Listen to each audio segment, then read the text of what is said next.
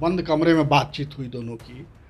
तो उस समय नीतीश कुमार ने इनको कहा था कि अब आप ही को सब देखना है, अब हम कितने दिन काम करेंगे, बहुत काम कर लिया। जैसे आजकल तेजस्वी यादव को कहते रहते हैं कि अब हमारे बात तो यही है, यही सब करेंगे। तो वैसे ही उपेंद्र कुशवाहा जी को भी उन्होंने ये सब बातें कही कि अब हमारे बाद आप ही को देखना है, बिहार चलाना है, ये सब देखिए, आइए, कहाँ इधर उधर भटक रहे हैं।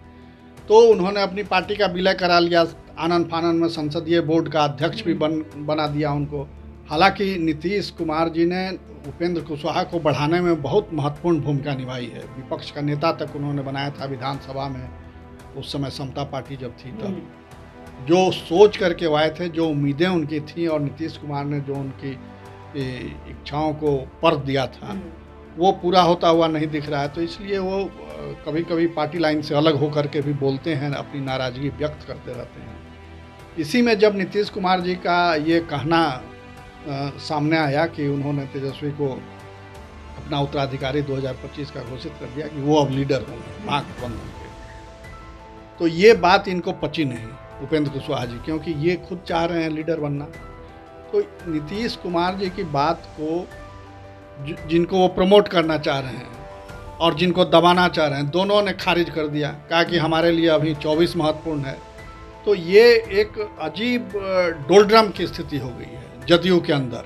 ऐसा लगता है कि नीतीश कुमार ने जदयू अपने लिए बनाई, अब जदयू क्योंकि अब वो नहीं रहे तो जदयू को ही खत्म कर संभव है। अब नीतीश कुमार जी लगता है कि नेताओं को विश्वास में नहीं लेते, जो उनके करीबी लोग हैं उनको भी विश्वास में नहीं लेते। अगर विश्वास में लिया होता तो उपेंद्र कुशवाहा का ये बयान नहीं आता, ना भविष्य अलग तलाशेंगे, क्योंकि लालू यादव या तेजस्वी यादव के साथ वो राजनीति नहीं कर सकते। वहाँ वो मिसफिट हैं उस राजनीति में, क्योंकि वो खुद अपने नेता बनना चाहते हैं। नीतीश कुमार जी के साथ तो ये था कि नीतीश सीनियर थे, उनसे तो ठीक है, उनका नेतृत्व वो स्वीकार कर लिए, मगर तेजस्वी को वो नेता के रूप में स्वीकार करेंगे ये हमको मुझे नहीं लगता। जेडीयू का वोट बैंक तो उनसे बिखर गया, पूरी तरह से अलग हो गया।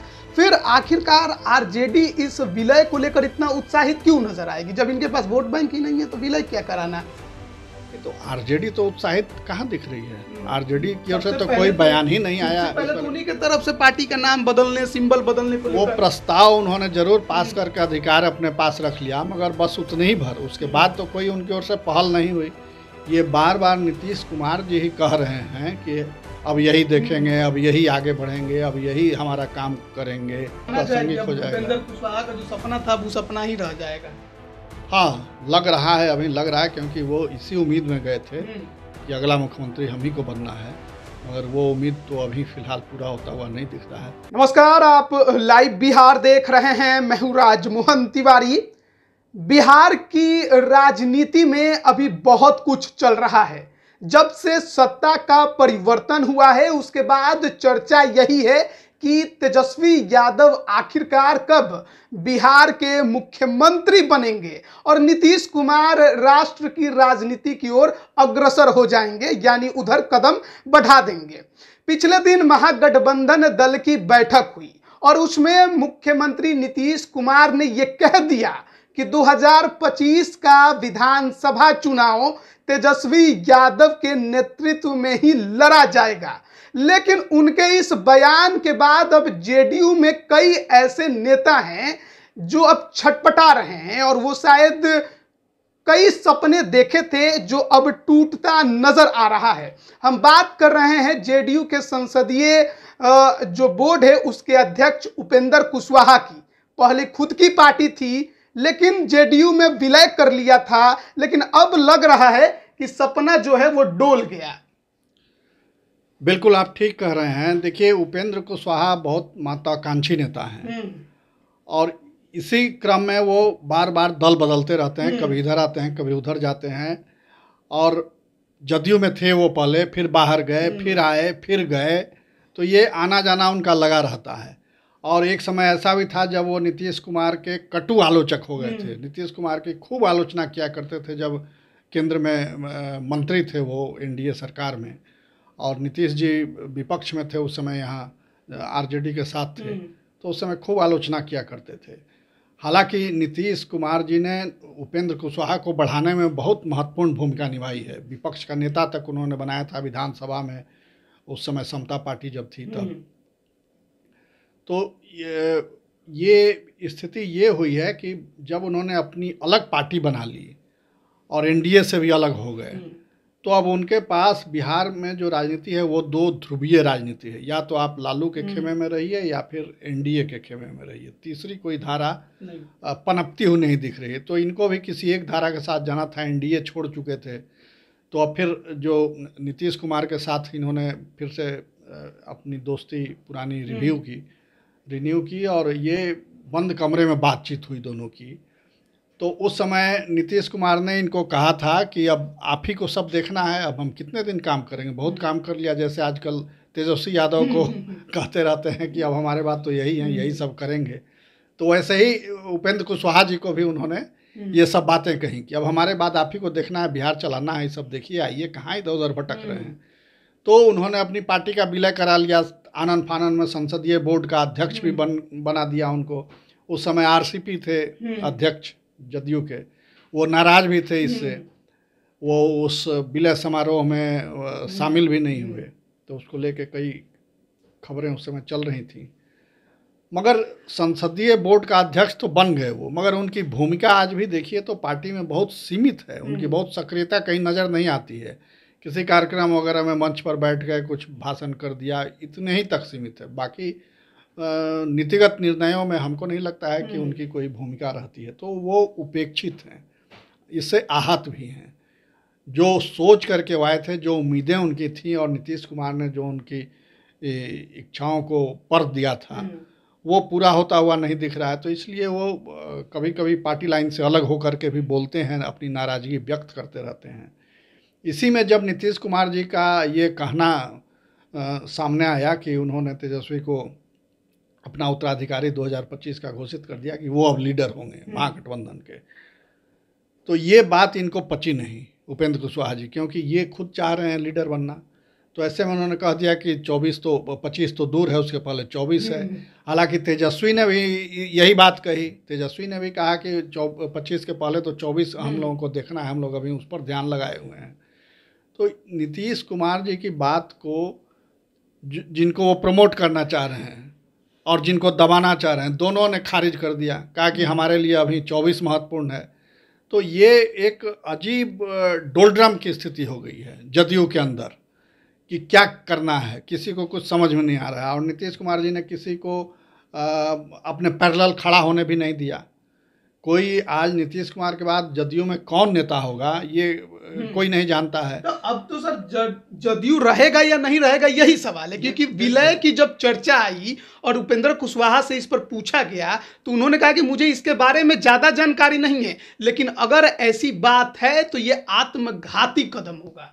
वो ठीक कह रहे हैं, क्योंकि जदयू समता पार्टी से बनी है और समता पार्टी पहले लालू के साथ थी। मैंने राष्ट्रीय जनता दल में ही थे वो लोग, सब लोग राष्ट्रीय जनता दल में, राष्ट्रीय जनता दल तो उससे अलग होकर, हाँ, तो जनता दल में ये सब लोग थे। लालू मुख्यमंत्री थे और नीतीश जी उनके सहयोगी थे, क्लोज सहयोगी उस समय थे। फिर बाद में डिफरेंसेज हुआ, डिफरेंसेज की वजह भी यही रही कि लालू ने सत्ता में शेयर इन लोगों को नहीं दिया। तो जो लोग वहाँ उपेक्षित महसूस कर रहे थे उन्होंने अलग होकर के पार्टी बना ली, समता पार्टी बनाई। तो लालू के विरोध में समता पार्टी बनी और उसी का फिर अगला संस्करण हुआ, जदयू बना। जब रामविलास जी की पार्टी उसमें विलय हुई उस समय फिर जदयू दोनों ने मिलकर, हाँ। तो अब जिसके विरोध में आपने पार्टी बनाई, उस समय पार्टी उसे छोड़ करके अलग हुए और फिर अलग पार्टी बनाई, उसके खिलाफ अभियान चलाया, उसको सत्ता से बेदखल किया, खुद सत्ता में आए, अब फिर उसी के साथ जा कर के आप विलय कर जा रहे हैं, मिल जा रहे हैं। तो ये अजीब राजनीति है, एक नए किस्म की राजनीति है और इसकी कोई वजह भी नज़र नहीं आती है कि क्यों ऐसा हो रहा है, कि क्या चाह रहे हैं। ऐसा लगता है कि नीतीश कुमार ने जदयू अपने लिए बनाई, अब जदयू क्योंकि अब वो नहीं रहे तो जदयू को ही खत्म कर दो। संभव है। अब नीतीश कुमार जी लगता है कि नेताओं को विश्वास में नहीं लेते, जो उनके करीबी लोग हैं उनको भी विश्वास में नहीं लेते। अगर विश्वास में लिया होता तो उपेंद्र कुशवाहा का ये बयान नहीं आता, उनको मालूम होता कि क्या होना है और नहीं होना है। तो उन्होंने अनभिज्ञता जाहिर की और एक तरह से अपनी नाराज़गी भी व्यक्त की। तो ये अब उनको लग रहा है कि हमारे राजनीतिक भविष्य पर एक खतरा आ गया है, ये अब हमारा क्या होगा, ये चिंता उनको है। स्वाभाविक है, राजनीति में है तो सब अपने भविष्य की चिंता करेंगे ही, हर आदमी को करनी भी चाहिए। तो ये चिंता उसी की है और उसी को वो बोल रहे हैं। और दूसरे नेता भी जो लालू विरोधी वोटों पर जीत के आए हैं, जो विधायक या जो सांसद, तो वो क्या करेंगे, वो कहाँ जाएंगे जब फिर वो लालू के साथ ही मिल जाएंगे, तो फिर उनका तो वो जो वोट जिससे वो जीत के आए हैं उनसे छिटक जाएगा, वो फिर जो विरोधी दल होंगे उनके साथ वो वोटर जुड़ेंगे। तो ये अभी देखिए बहुत टूटना और जुड़ना होगा। कई नेता इधर आएंगे, कुछ उधर जाएंगे, तो ये एक मिलन और बिखराव की प्रक्रिया अभी राजनीति में चलेगी 24 के चुनाव के पहले तक। तो जैसे जैसे 24 नज़दीक आएगा, ये 22 चल ही रहा है, ख़त्म हो रहा है, दिसंबर महीना है, तो जैसे जैसे 24 करीब आएगा वैसे वैसे ये जोड़ तोड़ की प्रक्रिया तेज होगी और बिहार की राजनीति हमको लगता है कि एक नया शक्ल लेगी। अब उसमें नेता बन के कौन उभरता है, ये दिलचस्प होगा देखना। अभी नेता के तौर पर तेजस्वी यादव तो बड़ा चेहरा बन चुके हैं, लेकिन उपेंद्र कुशवाहा को लेकर अगर बात करें तो ऐसा है नहीं कि पहले लालू यादव के साथ नहीं रहे। 2020 चुनाव से पहले 2019 का लोकसभा उन्हीं के साथ उन्होंने लड़ा था, जीत नहीं पाए कोई सीट। लेकिन अब क्योंकि कुडनी उपचुनाव का जो रिजल्ट आया है उसने बहुत कुछ बदल दिया है। ये दर्शाया है कि नीतीश कुमार के वोटर अब उनके साथ नहीं है, वो बीजेपी के साथ जाना अब पसंद कर रहे हैं। ऐसे में उपेंद्र कुशवाहा अगर आरजेडी जेडीयू का विलय होता है तो क्या लगता है, अपना राजनीति लालू यादव के साथ करना बेहतर समझेंगे या बीजेपी के साथ? अब उस समय वो क्या कदम उठाते हैं, क्या परिस्थितियां रहती हैं, ये अभी कहना मुश्किल है, मगर ये तो तय है कि वो अपना भविष्य अलग तलाशेंगे। क्योंकि लालू यादव या तेजस्वी यादव के साथ वो राजनीति नहीं कर सकते, वहाँ वो मिसफिट हैं उस राजनीति में, क्योंकि वो खुद अपने नेता बनना चाहते हैं। नीतीश कुमार जी के साथ तो ये था कि नीतीश सीनियर थे, उनसे तो ठीक है, उनका नेतृत्व वो स्वीकार कर लिए, मगर तेजस्वी को वो नेता के रूप में स्वीकार करेंगे ये हमको मुझे नहीं लगता कि वो उसके नेतृत्व में काम करना चाहेंगे। ज़्यादा झुकाव बीजेपी के तरफ आएंगे फिर, तो ये अभी होगा, ये बिखराव होगा। और दूसरी बात ये है कि जो बाकी के दल हैं वो भी एक बार इधर से उधर, उधर से इधर होंगे, माने एक नया गठबंधन भी यहाँ बन सकता है कि जो बीजेपी के साथ जो दल छोड़ के चले गए हैं वो फिर एनडीए में शामिल हो जाएं, कुछ इधर से उधर जाएं। वर्तमान परिस्थितियों पर अगर नजर डालें तो ऐसा लगता है कि जेडीयू का वोट बैंक तो उनसे बिखर गया, पूरी तरह से अलग हो गया। फिर आखिरकार आरजेडी इस विलय को लेकर इतना उत्साहित क्यों नजर आएगी? जब इनके पास वोट बैंक ही नहीं है तो विलय क्या कराना? तो आरजेडी तो उत्साहित कहाँ दिख रही है, आरजेडी की ओर से तो कोई बयान ही नहीं आया। पहले तो उन्हीं के तरफ से पार्टी का नाम बदलने, सिंबल बदलने को वो प्रस्ताव उन्होंने जरूर पास करके अधिकार अपने पास रख लिया, मगर बस उतने ही भर, उसके बाद तो कोई उनकी ओर से पहल नहीं हुई। ये बार बार नीतीश कुमार जी ही कह रहे हैं कि अब यही देखेंगे, अब यही आगे बढ़ेंगे, अब यही हमारा काम करेंगे। तो ये एक तरफा पहल है, क्योंकि नीतीश कुमार जी का वोट बैंक लगातार बिखरता जा रहा है। और कुढ़नी का ताज़ा उदाहरण आपने बताया ही। नीतीश कुमार जी कभी अपने बलबूते मुख्यमंत्री नहीं बने, केंद्र में भी मंत्री बने तो एनडीए के साथ रहे, भाजपा का वोट मिलता रहा उनको, और भाजपा ने कंधे पर बैठा के उनको आगे बढ़ाया, यहाँ तक पहुँचाया। और अब आरजेडी के कंधे पर चढ़ के राज कर रहे हैं। तो इस मामले में वो किस्मत के धनी हैं कि कोई ना कोई उनको ऐसा सहयोगी मिल जाता है जो उनकी पालकी उठाता रहता है। जैसे एक समय में कांग्रेस के लोग लालू प्रसाद की पालकी उठाया करते थे यहाँ, तो ऐसे ही बीजेपी नीतीश कुमार की पालकी उठाती थी, अब आरजेडी के लोग उठा रहे हैं।